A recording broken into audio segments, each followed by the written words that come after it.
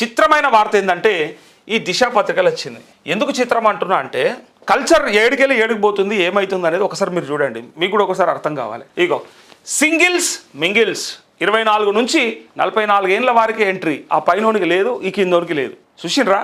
గానా బజానా, మందు, విందు అన్నీ ఒక చోటే. అమ్మాయిలకు సింగిల్, అబ్బాయిలకు డబుల్ ఫీజ్. నగరంలో విస్తరిస్తున్న నయా కల్చర్. పోలీసుల పర్మిషన్ లేకుండానే టికెట్ల విక్రయం అంటూ ఇగో అమ్మాయిల అబ్బాయిల టికెట్లు. ఒకరినొకరు పరిచయం లేకుంటేనే పార్టీలోకి అనుమతి. అక్కడ ఎవ్వరికి ఒకరికి పరిచయం ఉండకూడదట, అంత వేరు వేరు అయి ఉండాలి, అంటే తెలవకూడదు, అంటే సింగిల్ అయి ఉండాలి.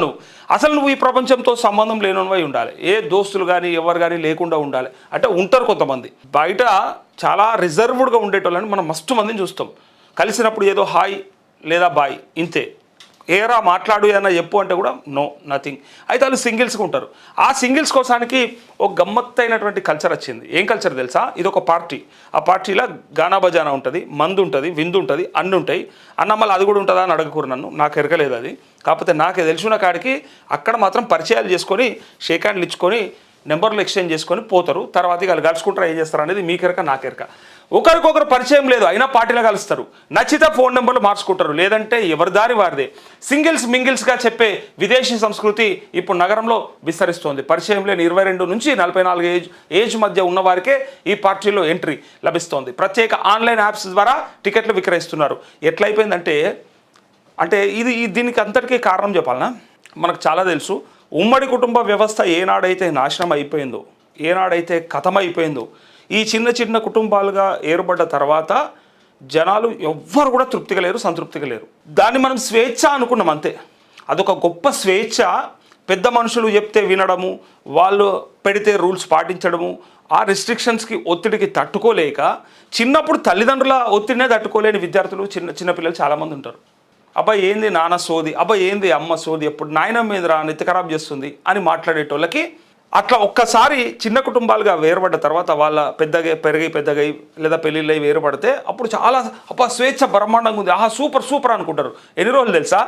కొద్ది కాలం గమ్మతి ఉంటుంది, 1 సంవత్సరం 2 నెలలు గమ్మతి ఉంటుంది. అబ్బా భలే ఫ్రీడమ్ ఉందిరా, బాబా నా ఇష్టం, రాత్రి 12కి రావచ్చు, లేదా ఎటన పోవచ్చు, రాత్రి రాకపోవచ్చు, లేదా ఎవరితోనైనా తిరగచ్చు, ఎటన పోవచ్చు, ఏమైనా చేయొచ్చు, పండొచ్చు, పొద్దున దాకా లేవకుండా తిరగచ్చు. అయితే ఇట్లా రకరకాల స్వేచ్ఛా స్వాతంత్రాల మధ్య ఒక్కసారి పెళ్ళై పిల్లలుండి, చిన్న పిల్లలుండి, ఇక భార్యాభర్త మాత్రమే ఉన్నటువంటి ఇల్లు ఒకసారి చూడరు మీరు. రణరంగమే, అందరం అనుభవించి వచ్చిన వాళ్ళమే, నేను అనుభవించి వచ్చిన వాళ్ళే, మీకు కూడా ఎరకనే.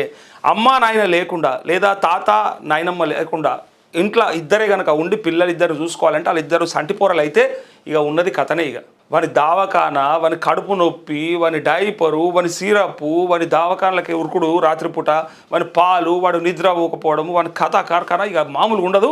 ఇక దానికి డ్యూటీలు వేసుకుంటారు. ఒకవేళ వీళ్ళిద్దరు కనుక ఎంప్లాయీస్ అయ్యారు అనుకో, అయిపోయిందే పొర్రి, ఇక కథం అయిపోయినట్టే వాళ్ళు. సో ఇట్లాంటి పరిస్థితులల్లో స్వేచ్ఛా స్వాతంత్రం అనేది అప్పుడు యాదికొస్తుంది. ఇక అబ్బర కొడుక, నేను అనుకున్నది గిద అనుకున్నా కానీ ఇంత దారుణమా?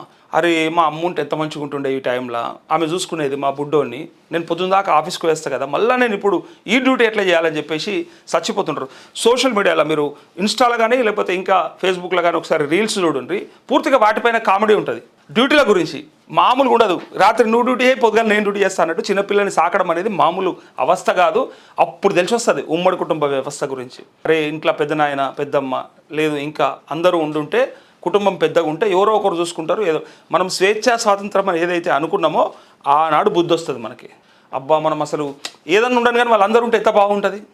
కానీ మనకు అది నచ్చలేదు, మనకు అది ఒత్తిడిలాగా అనిపించింది, మనకు అది బాధలాగా అనిపించింది. కానీ అసలు బాధ ఏంటంటే తర్వాత నువ్వు అంటే పిల్లల్ని సాకుతుంటే ఒక్కొక్క బాధ్యత వస్తూ ఉంటే పిల్లల్ని స్కూల్స్కి పంపించి తర్వాత వాళ్ళని ఇంకా ప్రయోజకులు చేసే ఆ దిశలో, ఆ ప్రయాణంలో సుక్కలు కనిపిస్తాయి. అప్పుడు అర్థమవుతుంది, అరే నేను తప్పు చేసిన. అదే ఇంట్లో పెద్ద మనుషులు ఉంటే వాళ్ళు కూడా కొంచెం సపోర్ట్ చేసేటోళ్ళు, ఏదో రకంగా వెళ్ళేది, మంచి అయినా చెడైనా అన్నిటికీ తోడుగుండేటోళ్ళు అని అనుకుంటారు. కానీ ఇక్కడ ఒక్క దారుణమైనటువంటి విషయం అయితే నేను ఒక దగ్గర చూసిన, నాకు కూడా అనుభవం ఇది చాలా. ఇద్దరే ఉంటారు భార్యాభర్తలు, అపార్ట్మెంట్లు ఉంటారు. అయితే అందులో పెద్ద పిల్లగాడికి జ్వరం వస్తుంది, హాస్పిటల్ అడ్మిట్ అవుతాడు. అదే టైంలో చిన్న పిల్లగాడికి జ్వరం వస్తుంది, వాడు చక్కగా ఉండడు. అదే టైంలో తల్లికి కూడా సిక్ అయిపోయి కింద పడిపోతుంది. ఇప్పుడు చూసుకోవాల్సింది ఎవరు చెప్పు? ఉండొచ్చు, బంధువులు ఉంటారు, మిత్రులు ఉంటారు, వాళ్ళు వీళ్ళు ఉంటారు, కానీ ఎవరి టైం వాళ్ళదే, ఎవరి సిచ్యువేషన్ వాళ్ళదే. దూరంగా ఉండేటోళ్ళు అయితే అంత తొందరగా రాలేరు. కానీ అప్పుడు ఆ భర్తకు ఉండే వేదన ఒక్కసారి ఆలోచించారు. ఇటు పిల్లగానే చూసుకుందామా, అటు ఆ పిల్లగానే చూసుకుందామా, ఇటు భార్యను చూసుకుందామా, ముగ్గురిని ఒక హాస్పిటల్ వేసుకుందామా, వేస్తే ఎట్లా చూసుకుందాం, నీ డ్యూటీ ఏంది, ఇన్ని కథల మధ్యలో నరకం కనిపిస్తుంది. అప్పుడు తెలిసొస్తుంది.